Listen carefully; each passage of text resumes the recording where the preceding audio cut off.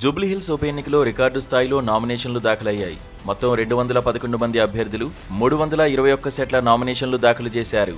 నామినేషన్లకు చివరి రోజున మంగళవారం ఒక్కరోజే 117 మంది అభ్యర్థులు 194 సెట్ల నామినేషన్లు సమర్పించారు. బుధవారం తెల్లవారుజామున 3 గంటల వరకు నామినేషన్ల స్వీకరణ కొనసాగింది.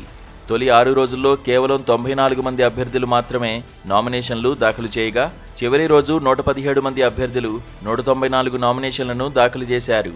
నామినేషన్ల గడువు పూర్తి నాటికి మొత్తం 211 మంది అభ్యర్థులు బరిలో ఉన్నారు.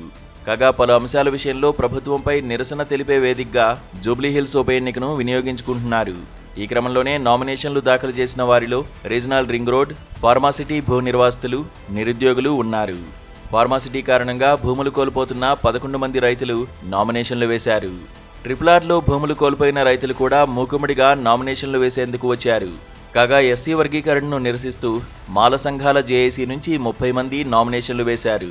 విశ్రాంత ప్రభుత్వ ఉద్యోగుల సంక్షేమ సమితి నుంచి 11 మంది నామినేషన్లు దాఖలు చేశారు. భారీగా నామినేషన్లు దాఖలు కావడం ప్రధాన పార్టీలకు వణుకు పుట్టిస్తోంది. ఎక్కువ మంది బరిలో ఉంటే వారికి ఏ గుర్తులు కేటాయిస్తారు, ఆ ప్రభావం ఎలా ఉంటుందోనన్న ఆందోళన వ్యక్తమవుతోంది. ఇక నామినేషన్ల ఉపసంహరణకు తుది గడువు అక్టోబర్ 24 కాగా నవంబర్ 11న పోలింగ్ జరగనుంది. నవంబర్ 14న ఓట్ల లెక్కింపు చేపట్టనున్నారు.